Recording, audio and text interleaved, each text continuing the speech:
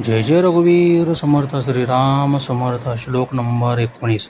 म्हणा सर्वता सत्य सांडू नको रे, म्हणा सर्वता मिथ्य मांडू नको रे, म्हणा सत्य ते सत्य वाचे वदावे, म्हणा मिथ्य ते मिथ्य सोडून घ्यावे.